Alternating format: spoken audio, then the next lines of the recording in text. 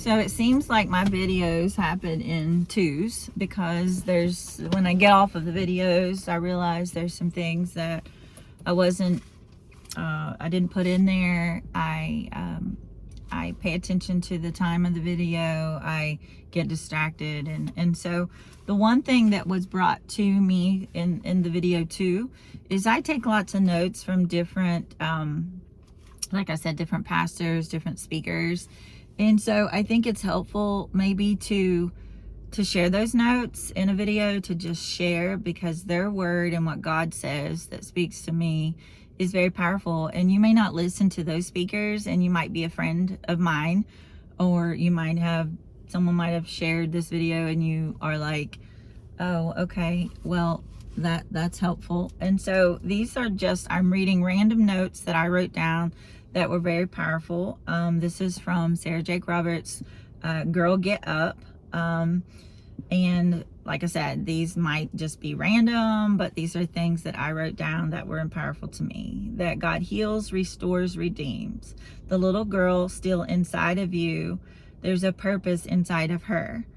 You need to take on the war with depression, and that if you have dry bones, that dry bones means your spirit inside is like dead, that you need to rattle that. Like Elevation Worship has a song called Dry Bones, and it's awesome.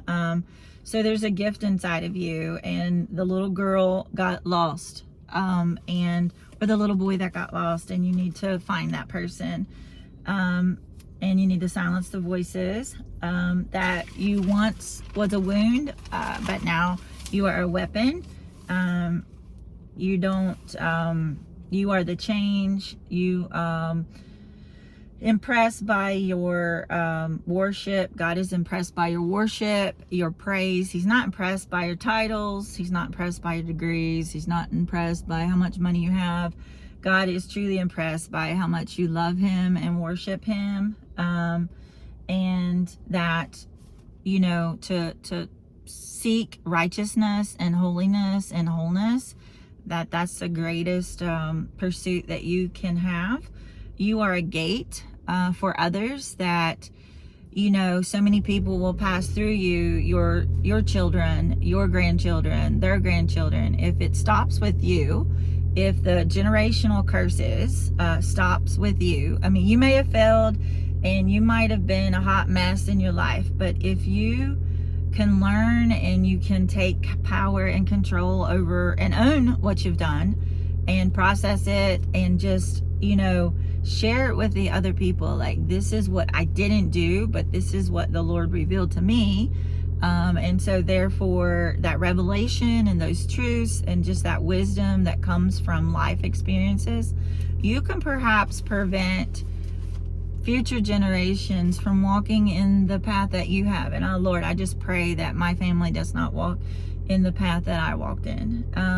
But I wouldn't change a thing, because it brought me to this place in which I love being so close to God and having that restored relationship with him. So it's all good, and I'm not depressed anymore about what I did or what I didn't do.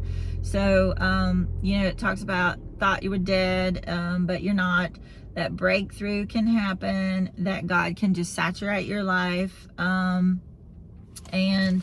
that you didn't die, that part of you might have died, but you've got to find it again and refuse to believe that it's dead. And that's the thing. It's not dead, guys. It's not dead. It's just lying there, maybe dormant. You've just got to awaken your spirit, and only God can do that. Okay.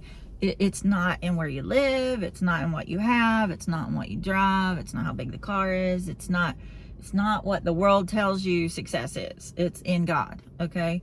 But you refuse to believe it. The age doesn't matter. I'm 55. How I wish I would have been on this journey way earlier, but I'm not. I'm where I am now, and that's, better late than never. And it's not the beginning, it's how we end. I want to hear one day, well done, my good and faithful servant. And so, and I want you to hear that too. And that means you have to not let Satan get the victory, because God has the victory. He has won. And don't let the enemy get the victory, because Jesus is one, God's one. So bare bones, silence the voices, get up. I page after page of Jesus said, little girl, arise, grab the little girl. So it's just constantly speaking about the child inside of us. And I actually went to a retreat that talked about play dates with God, and doing things that bring back that wonderment as a kid. So yeah, I'm gonna start doing swings, playing in things that I never that I used to do.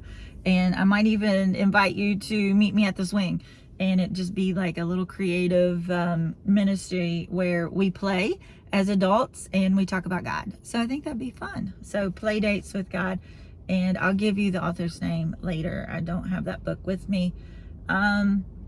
So God wants to take you to the next level. You just have to believe it, but you have to overcome where you are right now so that He can give you that power. You need to fight back with everything that you've got. Fight like that what power you have that lives inside of you. That generations, we already talked about that. But you are a king of the daughter, and that you have always been a king of the daughter, and that you have a crown attached to your name. Okay, the Most High God that's your Father, and you need to walk in knowing that you're royalty, that He loves you, and that you need to move away from what tried to keep you crushed down. And you need to surrender. Okay, the number one thing in how to is you've got to say, I messed up. This life, I messed it up, Lord. I tried so many times and I truly messed it up. But now I give it to you, and it's yours. Do with it whatever you need to do, what you want me to do, because I kind of don't know. If I rely on my understandings, I'll end up where I once was. So you have to give the power to Him and allow Him to work and move and listen.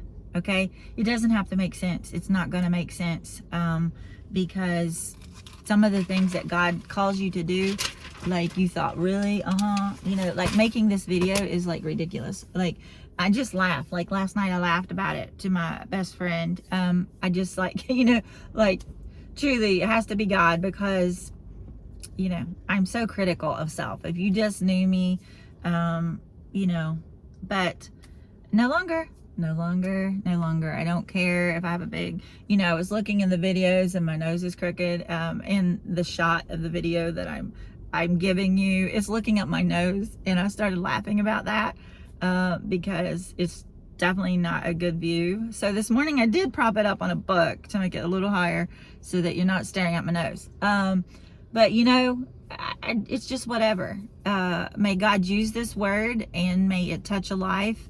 And if it has touched yours, or if it's, helped you in any way, please share, because we're in this together. We're not alone. And I want you to find community. I want you to find your tribe.